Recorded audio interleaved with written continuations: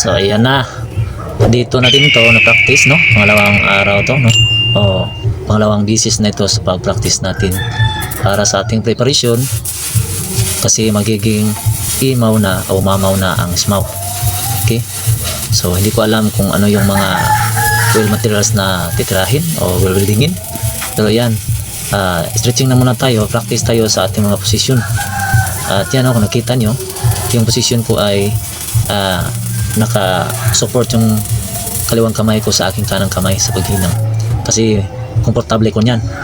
Kapag maghinang kasi tayo ay ibig yan, always be comfortable. Komportable ako kapag ganyan, no? Kapag dalawang kamay yung gamitin ko. At yung mga welder na one hand ay bilib na bilib ako sa kanila, kasi sure ako na hindi limitado yung movement nila.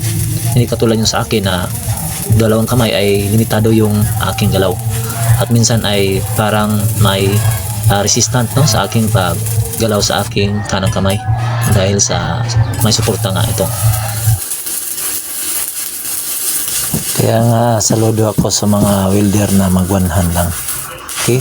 Kasi yan sa akin ay limitado yung galaw ko. Saludo ko sa inyo mga bro.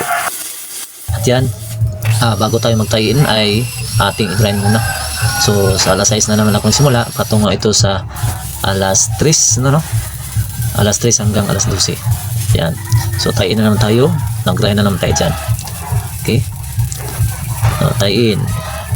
Yung ating electrode pa lang ginamit nito ay E7018 na 3.2 mm ang diameter niya. At yung current na ating ibinigay sa ating machine ay 90 amps. Okay, 90 amperes. So ayan. So tuloy-tuloy lang yan. Nasa alas 3 na tayo hanggang sa alas 12 na yan. So nasa kabila tayo, no? So kapag ganyan ay naka-incline siya, ay sa taas banda ay mag-pause tayo, mga 3 seconds yung ating bilang. So sa baba ay isang bisis lang, at sa taas ay mag-pause tayo dyan. Baba tayo sa taas kasi yung ating multimetal ay magdidrip lang yan patungo sa baba. Okay? So yan, tuloy-tuloy lang yan. At pagkabalik ko pa lang naghinang ng ganito, no, yung full weld. Kaya yan, sigurado ito na medyo alanganin pa yung ating appearance sa ating weld bit. Kaya yan ay pagpraktisan natin. Preparation nga ito para sa ating magiging imaw na. Kasi lahat ng may mga in situ na ismaw ay talagang babalik at kukuha ng imaw in situ, no? Hindi pwedeng hindi ka mabalik na mag-assessment tayo lahat. Kaya yan, kung ako sa inyo ay mag-practice na kayo, katulad nyo sa akin, nag-practice na ako. Kasi nga, kapag sa actual na tayo ay diretso tayong mag-assessment sa imaw, ay sigurado yan, mahihirapan tayo sa positioning. Okay? Sa positioning kasi yan alam natin yung procedure, pero kapag naiipit yung ating mga ugat o yung ating tiyan, ay siguradong mahihirapan tayo. Kaya yan, mag-practice tayo na mag-practice para makabisado natin yung ating mga galaw, at yung ating positioning ay yun nga, ma-practice natin at hindi tayo mahirapan. Okay? Yun nga mga kabakal, mag-practice na rin kayo para sa ating kinabukasan, ano? Para sa ating pamilya at para sa ating paghanap buhay. Kaya yan, practice na tayo. Okay? So yan yung mga itinuro ko, ay yan yung slugs, no, o plugs na natitira. So may sikreto tayo dyan, o may procedure ako dyan, o may diskarte ko dyan na para mawala yan, yung nasa gilid. Naka-accumulate yan sa gilid, o nakikita yan sa gilid. So yan, kukunin natin yan para paghinang natin ay hindi siya magiging slug inclusion. Okay? So yan din nag build up, ay siguradong i-grind natin yan bago tayo maghinang ng second pass o ating tabunan, kasi sigurado mag-build up yan kapag hindi natin nag-grind.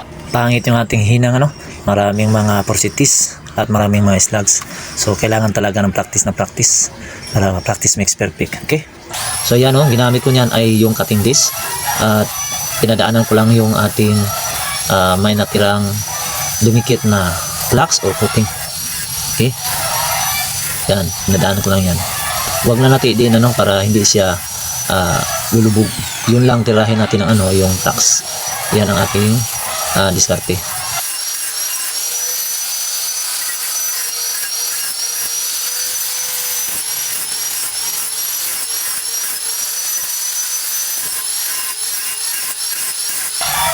At pagkatapos niyan, yung mga nag-build up ay kailangan din natin yung i-grind. Tulad yan, grinding disc na ginamit ko niyan. Yung mga nag-build up, bago tayo mag-succeeding pass ay kailangan natin i-level yun sa ating wheel bed o ilubog natin yun. Okay? So, kailangan din kapag maghinang tayo o mag-grind tayo ay nakasuot lagi tayo ng appropriate welding PPE. So, kailangan ng jeans yun, no? Yung ating balat ay balot na balot tayo para hindi tayo masugatan o mapasok kasi mainit yan. Okay? So, yan lang, tuloy-tuloy lang yan. Yun nga ay pangalawang basis lang ito sa pag-practice ko. Preparation ito para sa magiging imaw na nga yung ating smaw.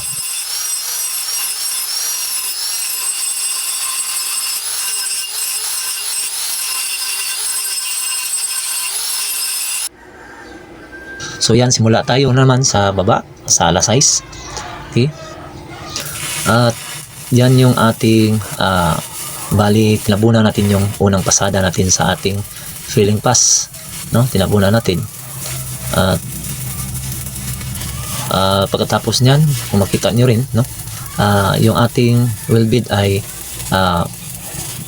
parang umumbok na siya, nag-flashing na siya sa pipe. Kaya napagdesisyonan ko na yan din yung ating first capping. So, ganyan lang ako maghinam, no? Luluhod ako nung una sa simula, yung sa baba. At pagkatapos makarating na sa mga alas 8, alas 9 ay tatayo na ako. At yan, puputulin ko na naman yan sa bandang mga alas nasa mga alas 11, no? Kung sarilo ang ating bubasihan. At mag-change position naman ako para sa ipatuloy ko yung aking ninang. Okay? Ganun pa rin, no? Yung sa ganyang position ay sa bandang taas tayo mag-push at sa baba ay 1 segundo lang. Sa taas ay 3 segundo. Yung pagbilang natin, 1, 2, 3, 1, 1, 2, 3, 1, 1, 2, 3, 1. Ganun din yan. Okay? So, tuloy-tuloy na yan. At ganun pa rin yung ating current settings. At ang ating electrode na ginamit, E7018 3.2 mm. So, yan.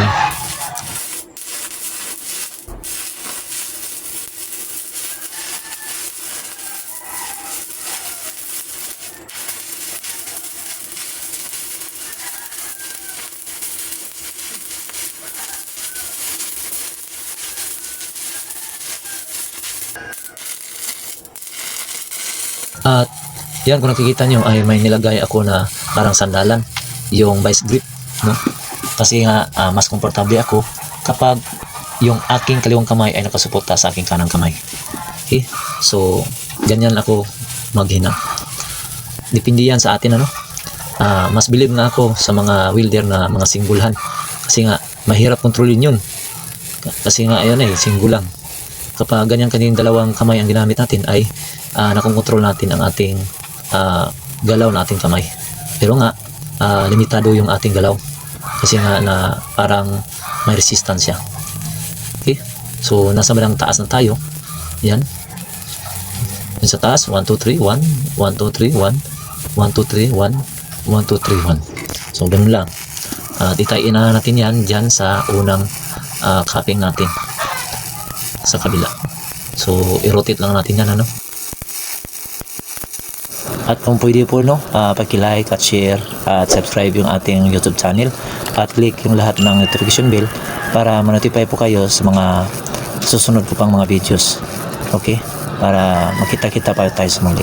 Maraming salamat po sa inyong lahat mga kabrusul sa patuloy niyong pagsuporta sa aking YouTube channel. Maraming salamat. God bless you all po. Yun, tayo na yun. At papa. Yun. At linisin natin. Para natin slugs o coating yun. At yan, kaplas. Lagi tayong maglinis, no?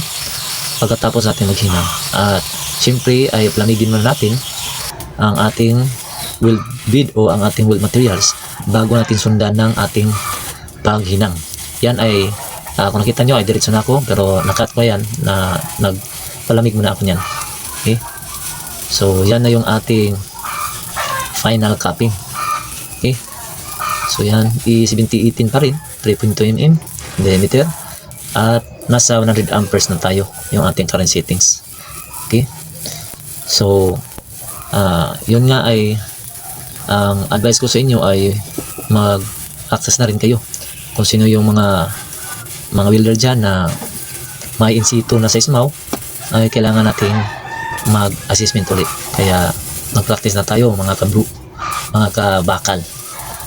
Okay, mas mainam na mag-practice tayo para kung mag-take na tayo ng imaw ay makakasigurado tayo.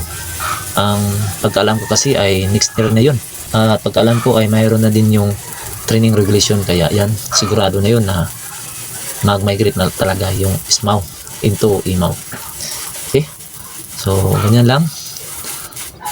Bukas ay iba na namang posisyon ng ating pagpraktisan, at yan, babalik-balik lang. Yung sa plate din ay kailangan din yun, practice tayo. Yung sa 1G, 2G, 3G, 4G, kailangan practice natin yun, yung positioning natin, para hindi tayo mahirapan. Okay,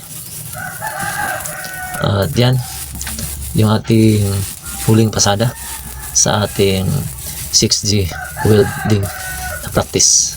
Ayan, nagtayin na tayo dyan. Yung ating weld bit pala, mapansin nyo rin na marami siyang mga porosity, kasi yung ating electrode ay ibinilad ko lang sa araw, no? Wala kasi akong electrode oven dito sa aking grahe, kaya yan, ibinilad ko lang, at may talagang moisture pa rin siya, kaya yan, maraming porosity. At yung appearance ng ating weld bit ay poor appearance, no? Nakikita nyo yan pagkatapos nating maghinang. Okay, yung mga baguhan lang sa ating YouTube channel ay please huwag nyo pong kalimutan mag-like, share at subscribe sa ating YouTube channel sa Sul Garage, para at i-click nyo rin yung lahat ng notification para sa susunod kong mga video tutorial ay ma-notify po kayo. At huwag nyo rin kalimutan na i-share sa iba. Okay, so maraming salamat pala sa aking mga supporters, ano? Tuloy-tuloy lang tayo. Pasensya na po kung matagal-tagal din ako hindi ko magpag-upload kasi busy lang po sa paghahanap buhay. Maraming salamat po sa inyong lahat, mga kabrusol.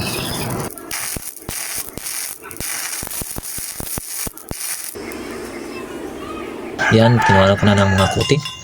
At yan, kasunod yan ay yung pagkabras natin. Ayan, so tapos ng kapras ay makikita nyo yan yung aking final na capping. Okay, kasi yung aking tiyan kasi naipit, kaya yan lang muna yung aking dyan lang muna ang aking pagpraktisan. At yan yung ating sa alas 6, double bead pala tayo dyan, double bead, ano? Ayan, yung sa alas 9, sa kabila rin alas 6 hanggang alas 3. Okay, alas 3 hanggang sa alas 12 yung yan yun, alas 3 hanggang alas 12. So kayo nang manghusga, no? At yun nga ay kakabalik ko pa lang naghihinang nito, kaya yan ay napakapangit talaga. At makikita nyo naman, di ba? So kailangan talaga ng maraming practice muna bago tayo sasalang sa assessment ng mamaw o imaw. So matagal-tagal pa naman yun, ay mag-practice lang tayo para masigurado natin. At kung hindi papasa ay matatanggap din natin yun. Okay? Diba?